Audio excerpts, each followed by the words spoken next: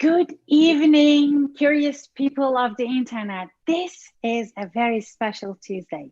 This is not only the Blackout Tuesday, which we're going to honor in just a few minutes, but this is also a very special Tuesday because I get to reconnect someone from my past, someone who really means, going back and looking back, but also looking forward deeply.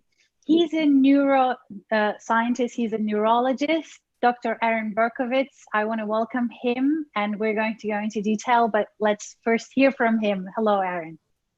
Hi, Sarah. Thank you so much for having me.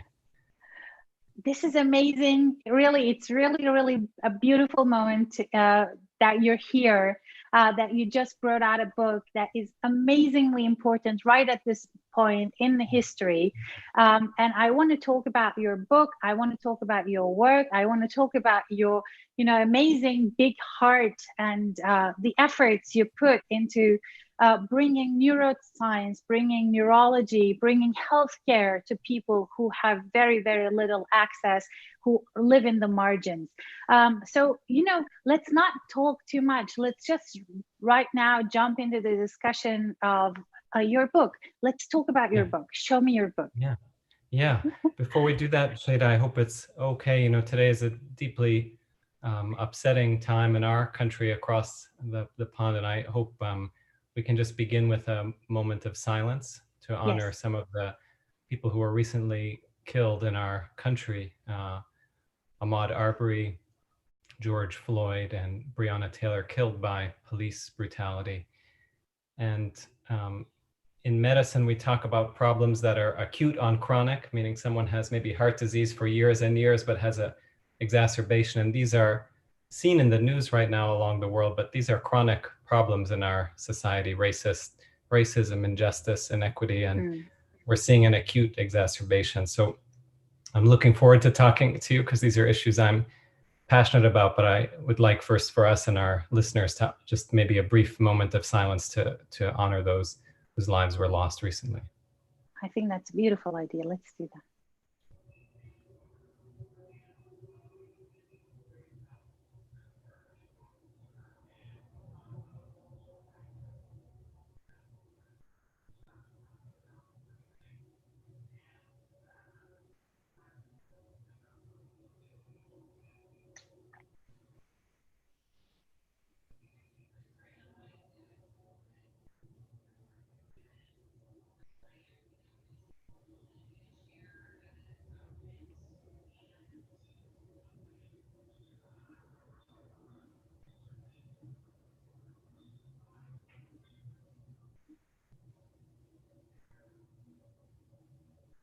Thank you for including that as part of your program, and I hope our conversation and our listeners will be inspired to stand up for justice and against racism and police violence and for equity. And I hope our conversation and our cooking together will be a small part of that large puzzle we need to solve together.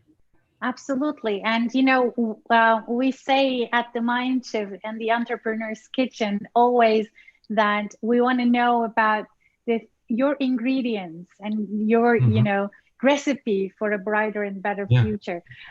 So, I mean, cooking is just the act of gratitude. It's the act of, it's a symbolic act, of course.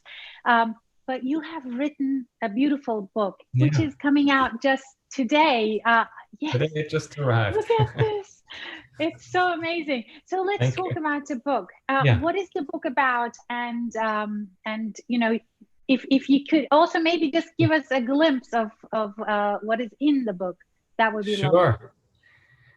Yeah. So, as you mentioned, I'm a neurologist, and I was fortunate to work with people in my training that were not neurologists, but were working in parts of the world that were very disadvantaged, particularly Haiti, a country we can talk more about the history there maybe over the course of our time together. And I learned that Haiti, a country of about 11 million, had one neurologist for the entire population. Oh my who God. several years ago actually passed away. So they had zero, if you can imagine. And neurologic diseases like stroke, seizures, dementia, Parkinson's. These are very common diseases, and imagine no one to take care of these patients and their regular doctors, general doctors wanting to take care of them, but not having the support of a neurologist. So I was asked if I could help in Haiti in some way, and was very inspired to do that and live up to big ideals of equity. And and then when I was introduced to a patient with a very large brain tumor with a surgery that couldn't be performed in Haiti. Now, I'm not a surgeon, but I knew surgeons in Boston who I thought could take care of him. And this book really talks about that journey of trying to figure out how we might be able to help someone with so little access to healthcare, who was so poor. So that's sort of the story, and some other related stories. The bigger ideas I wanted to talk about in the book, some we've already mentioned. I think when people talk and think about injustice or racism or inequity, they're very conceptual. Those of us with the privilege and power to be able to sit together and talk about these things as concepts without necessarily experiencing them, think about them theoretically. Or we hear about them in statistics, right? We might hear that 4 billion people in the world lack access to healthcare. Or how many millions? 7 billion, right? Yeah, half, yeah. How many millions of people have died of coronavirus? How many thousands of people have died of police violence?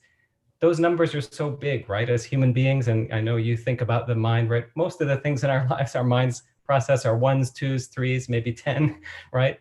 But billions, we can't quite conceptualize it. And yet we need to go beyond those concepts if we're going to have the compassion that we need to address these problems. And I thought it was important to zoom in on the story of one person, and one amongst the billions of people who lack access to healthcare, who lack access to more than $1 a day. What does it look like in their lives? Because there's a Haitian Creole proverb, tout moun c'est moun, which means every person is a person. And when we remember that everyone, just like us, has hopes and dreams and fears and family and friends. And how, if we really remember that proverb, can we think about being racist or sexist or classist or judging someone else? Because they are us, right? We are them. And the mission statement of the organization I work for says we need to go beyond charity to solidarity, because charity is us helping them, right? But solidarity is us helping each other. So I really wanted to write this book to zoom in, because I think people resonate more with stories. And I hope that when people see big problems like inequity, injustice, billions, millions, and we say, I can't do anything, I'm not a hero. I'm just a doctor who saw a patient who I wanted to try to help. And this story is about that individuals working on big problems together can, in the same way, be adding up in ones to help billions. So these are some of the things that the book is about. Yeah. Yes, you're a doctor, you're a single person, yet you take all that, all that journey, all that stress, all that weight upon your shoulders, and you go out of your way to help a human being, to help someone who is a different skin color, who has very little, probably close to no money, how can we open our hearts in such a way that we go, we stop business as usual and really stop to help someone, or to just hold hands. You don't even have to really provide something, but just holding hands. Why are we so weak in this? I don't know the answer to that. But you're a neurologist. That's a good question. Yeah, unfortunately, we don't understand the brain that well, for sure. I mean, what I can say, at least in my experience, and I hope books like this that I've read that inspired me to want to be a doctor, and want to, books like the books by Oliver Sacks, you might know, that inspired me to want to be a neurologist, are books about other people, right? And telling their stories of suffering, of hope in the face of suffering, and courage in the face of suffering. And I think when we see problems as concepts, problems as numbers, we don't relate humanly. But when we see problems as problems people are facing, right? And this comes back to this moment. Many people are speaking up saying, I am your colleague, and this is the racism that I faced. And I think people react very differently when they realize you face that. You know, you, someone I thought was the same as me, are being treated very differently. So like I said, I've read lots of theoretical books. I know you have as well, but somehow it's the stories that I think inspire us to say, Yeah. I think I can do something here.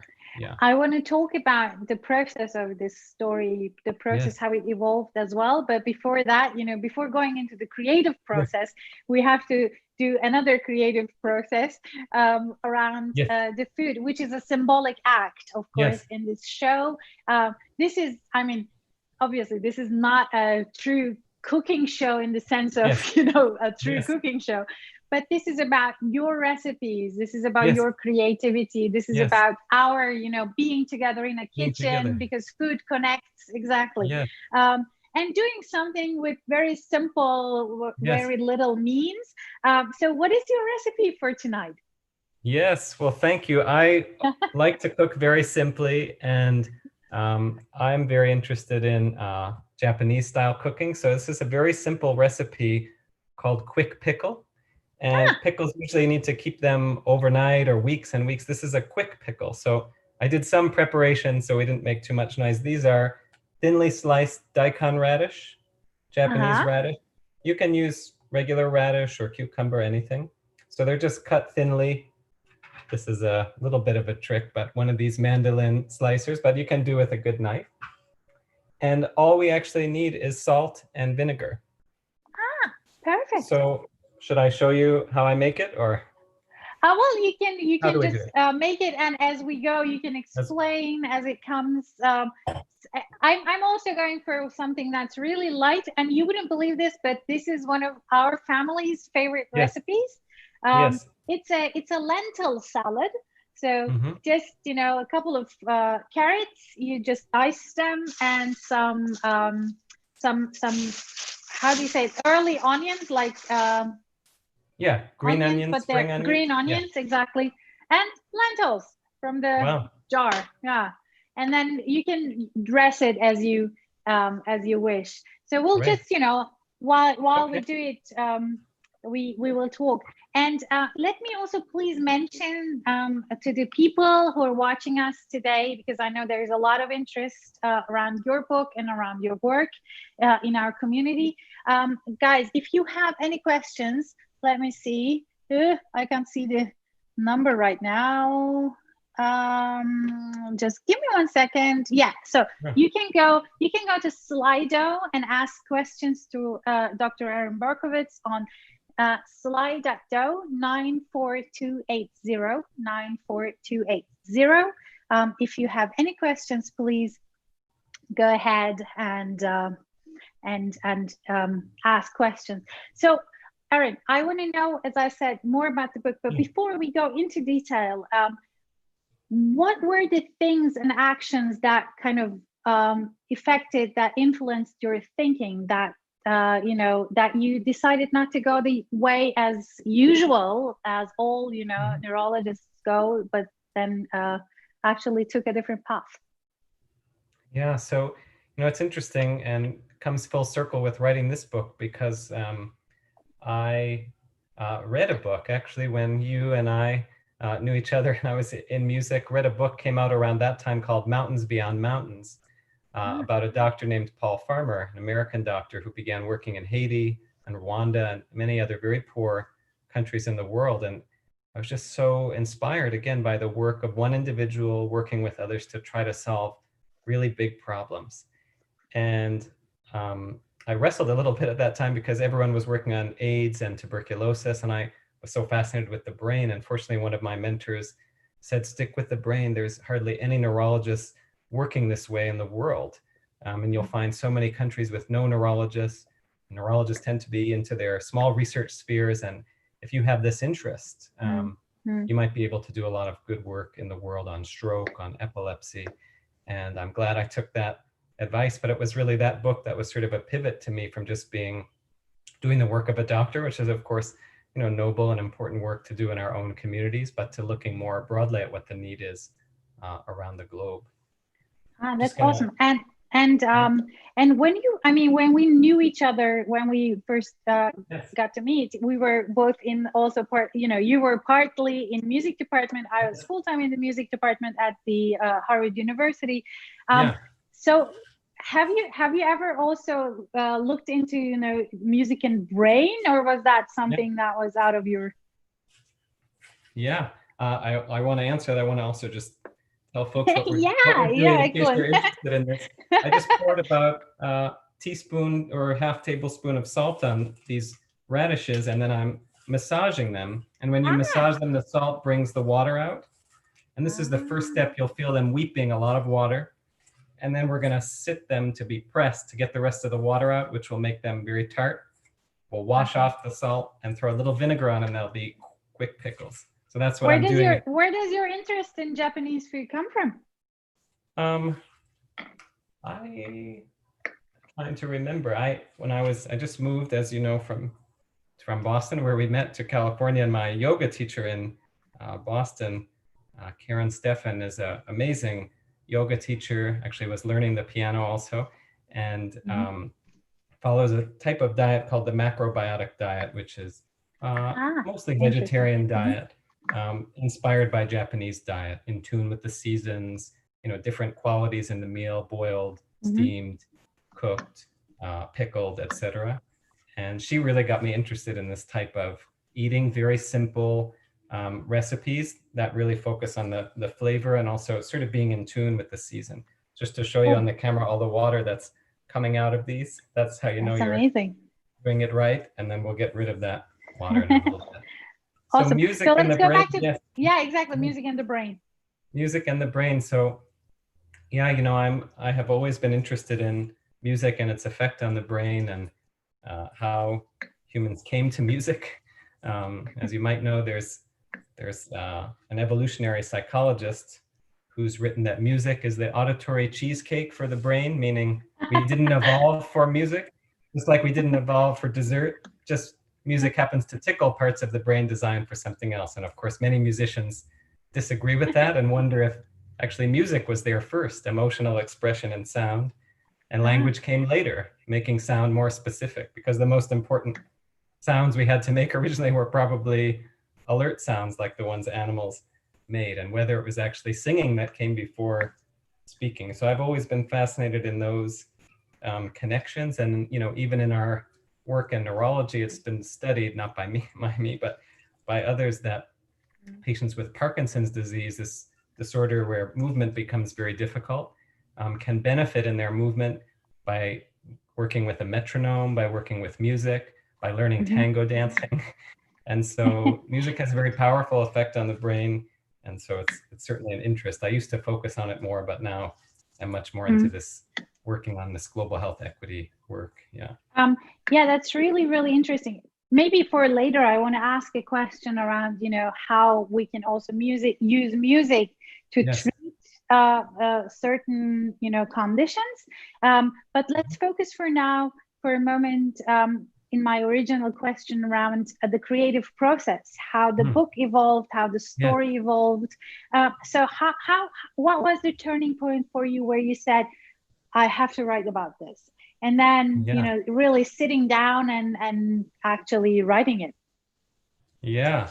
Well, thank you for asking. It's been seeing the book show up, in a box on my doorstep has led me to reflect back on that journey for sure. Sorry, I'm just spilling out. Yeah, don't worry. Don't worry about it. Seda, when I was involved in taking care of this first patient I mentioned, who we brought from Haiti to Boston for this very intricate brain surgery to operate on a big tumor about the size of a lemon at the center of his brain. Oh my God. And that we talk about that surgery in the book. During the story, I don't want to give too much away, but there were many twists and turns and moments where I really had to ask myself, I'm acting on the principle, I believe I'm doing the right thing, but do I really know the right way to do it? Why am I the one who's doing this? I'm just a young doctor. Am I doing the right thing? And I think people see doctors as having a lot of confidence, but it's, we have a lot of doubt also. We're human beings, right? Trying to help other human beings, and we're complicated, right? Yeah. And so during the stories themselves, again, coming back to this idea of, how much we learn from stories, I thought this story should really be told, because young medical students I found are very interested in global health, this idea of global health. And some, I think not all, but some see it in a sort of glorified way that you travel to a place and you help people. But what I've learned from my mentors is any place you travel to, one of my mentors who I talk about in the book, and I mentioned Paul Farmer, says, history didn't begin when you arrived. And these are places that have enormous history, history, politics, history of colonialism, history of racism. And I, as an American going to certain countries, have to be aware of the history that I bring, the power and privilege that allows me to be the one getting on a plane and writing a book, and not the one suffering from the effects of global forces like racism and colonialism. So I thought this book could be an interesting window into what it's really like to be on the front lines, on the ground, trying to make hard decisions, trying to live up to the principles we aspire to, and just how messy it is, and yet how important it is to not give up on these efforts to try to help the human being in front of you. So that was sort of the genesis. These stories took place in about 2015. I just happened to mention to a dear friend of our family who happens to be a chef, speaking of food, who's written many cookbooks. Her name is Roseanne Gold, actually many cookbooks based on just a few ingredients and an idea of radical simplicity. We should get him on the show. Yeah, I'm sure she would love to be on your show.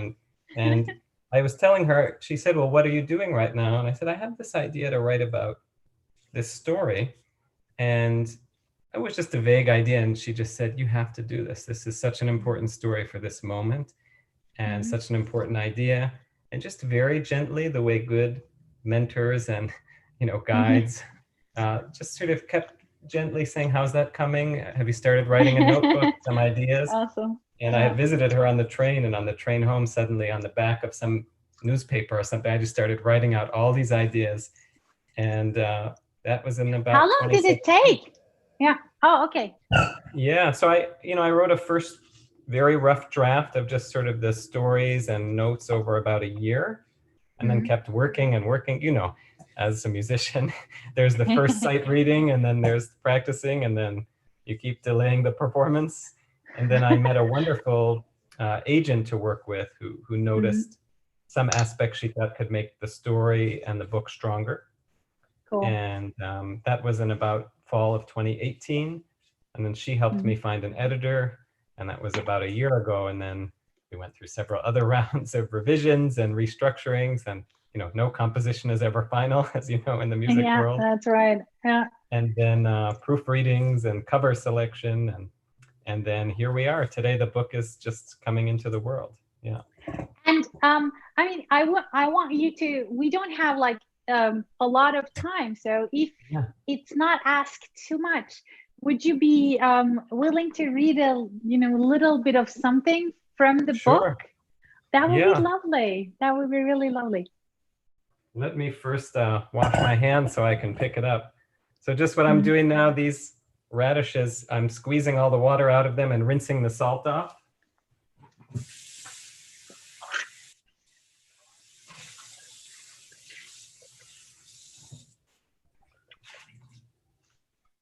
And we'll let them, I'm gonna wrap them in a little towel here so they'll dry while I'm reading, and then we can throw some vinegar on and we'll be finished. Awesome.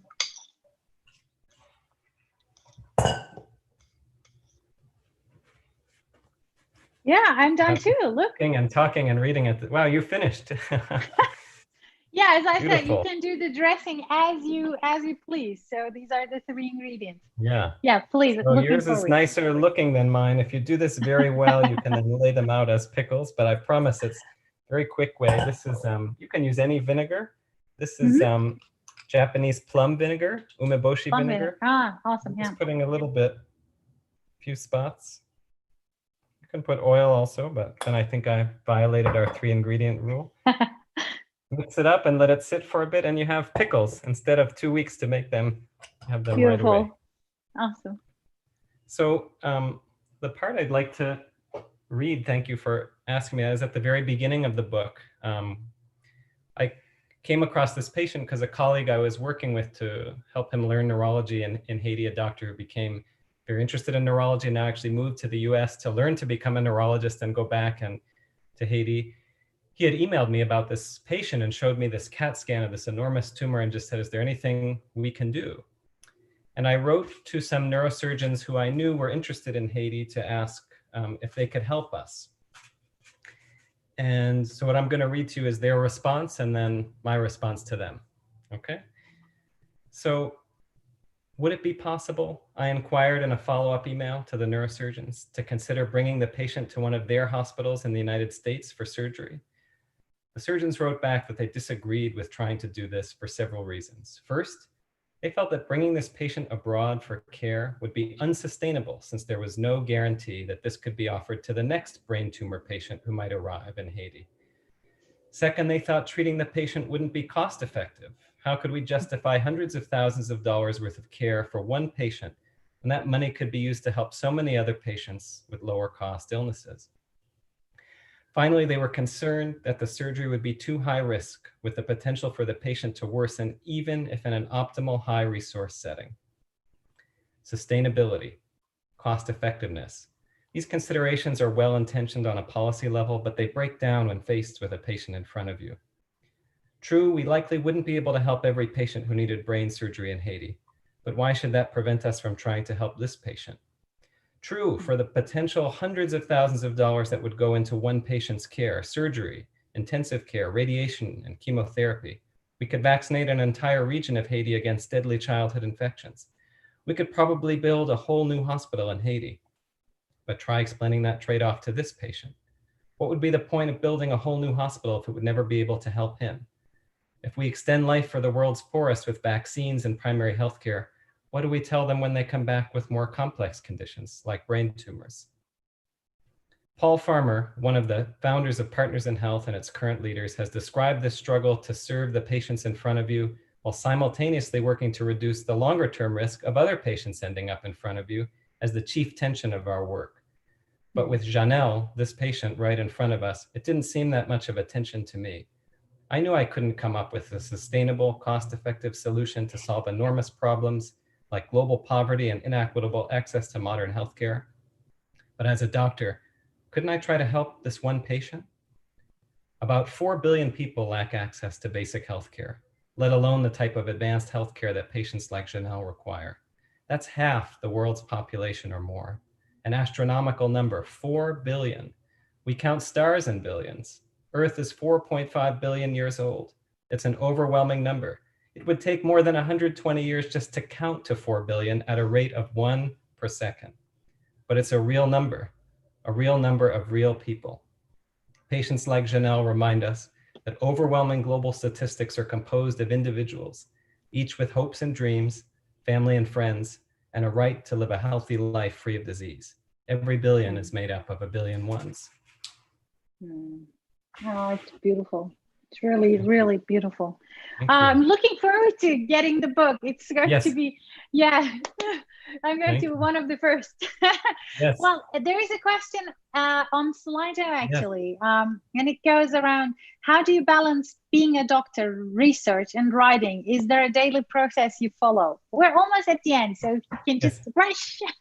I'll give a quicker answer. Sure. Yeah. Good question. Well, I don't do any research. I don't have a lab, so that's not part of my daily struggle, luckily. Okay. And I found that for me, I'm not a parallel person. I'm a serial processing person. So I would have my days full of patient care and teaching, and then try to block off a few days to really focus on writing. I learned quickly that writing here and there between patients, it didn't work. So for me, I need one period and then separate period. Yeah, that's my. Yeah, it's just like me actually. I'm also like let's finish this and then you go to that. Yes. And then, yeah. Exactly. No, perfect. Well, it's already 30 minutes. It's been an amazing journey with you. And as we always go on a kind of uplifting note with our show, I'm going to ask you for a joke. Maybe a one you have written yourself, I don't know, as an author. Oh my goodness, a joke. Let me think. Well, Since I can see Matthias' face, I'm thinking of a joke someone told me, and since you're in Austria, isn't it? Yeah. Yeah. This is a joke that I heard in America, but very few, I think, would appreciate outside. It's, what comes between fear and sex? Fünf.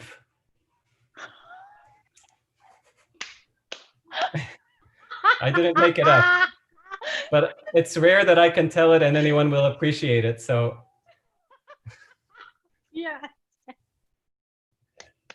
This is great. This is really, really awesome. So, and I was thinking about, you know, a neurologist kind of joke. Okay. What is a sleeping brain's favorite band? REM. very good.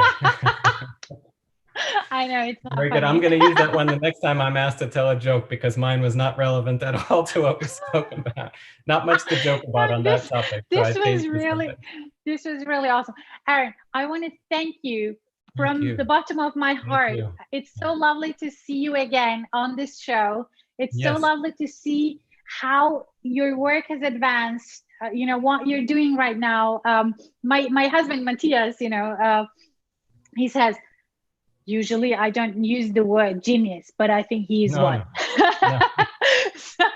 No. We are so grateful for your work. We're so grateful to, you know, to have you in our lives, and so grateful that you're fighting in the name of so many people who care. We want to mention once again tonight, we had a moment of silence. We're not silenced though. We care, we deeply care about what's happening in the United States, what's happening in the entire world. We care about other people. We believe in solidarity. We believe in one humanity. You know, we're here for you. We hope that you guys out there are also here for us. We care for you. So thank you so much again. And if you have a couple of more minutes to hang on, please stay in the line while I say good night. Thanks again, Aaron. Thank you. Thank you so much for having me. An honor, a pleasure. And people of the internet, do care about others. Please do care about others. We care for you. You care for us. We're here for you. We know you're here for us. Thank you for being there, and see you tomorrow night. Bye-bye.